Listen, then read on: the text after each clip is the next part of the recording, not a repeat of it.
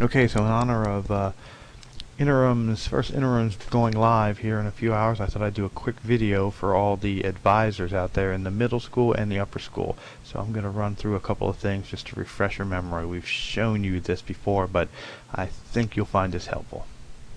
So I'm logged in as Adrian Fluid because my son's in her advisory.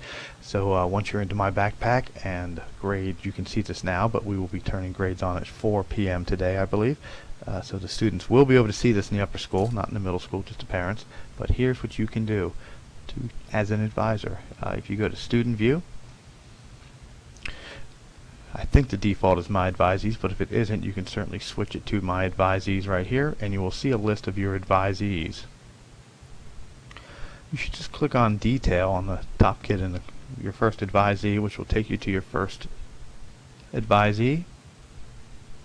What you want to do is you want to switch to grades. There's lots of information, which I'll come back to this in a minute, but you want to look at grades for your advisee. And I want to point out, in case you didn't already know, that you can just go through your advisees quickly, one at a time. Every time I hit the arrow and I'm looking for check period grades, that's how I know if any of my advisees got anything. There we go. So I see that Ryan Davis has some grades, which means he has some comments.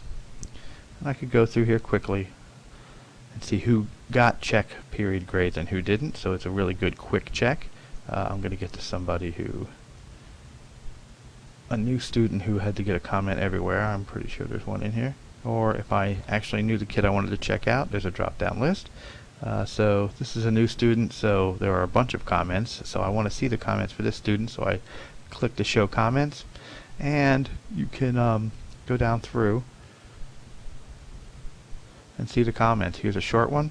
You get another thing, so again you could just use your arrow keys and go through quickly and see what comments were written on that student. You can go to a specific class if you notice which two classes has comments, and that's a pretty good way to get a feel for how your advisees are doing. Now this interface has a lot more benefit than just paper, and I want to show you that. I'm going to switch back to Adam.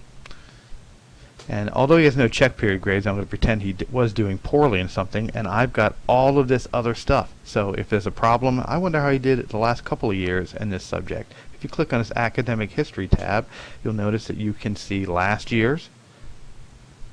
You can click all if you'd like to see everything he has over the last 4 or 5 years.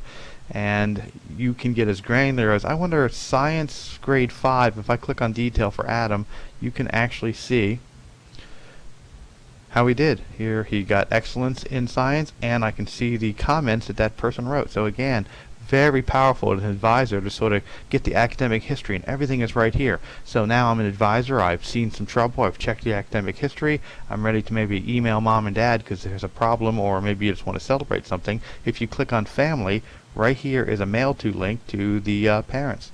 So I could click on Lisa Baker at home at yahoo.com, Adam's mom, a email would pop up. I will allow that, and I can type in a quick email and shoot it off. So everything is just right here, all in one interface, and that's a pretty big deal to me. So you should click around and have a look. But again, once you're on academic history, everything stays the same. If you wanted to see the academic history for every single kid, you can just switch to them and everything will be right there. It remembers where you are for each kid. So that's pretty useful, I think. And as an advisor, I think if you didn't know that all this stuff was here, that'll streamline your process of contacting. Notice that phone numbers are here, email links are here, and again, it should be a very streamlined system to get in touch with everybody. And everything we capture is here. So if you were wondering if Mitchell has missed much school, if you don't know, you take attendance, so obviously you should, but you know he's missed a lot, but you want to be specific. I can see that he's been out 3 and he's been dismissed once. If I click on detail, I can actually see when he was out. And maybe that's helpful because it was 4 days in a row and you sort of forgot that, and that might be why they're having trouble. So anyway, we've made all this available to the advisors, hopefully to make your job a lot easier and to be able to get a better picture of what the problems are and how to contact people to try to correct them. If for some reason you want a quick down and dirty view of everyone, you can go to My Reports, Grade Entry. You've got to check Report by Student, All Advisees. Make sure that check period is checked, and when you click Submit, a quick little report will show up.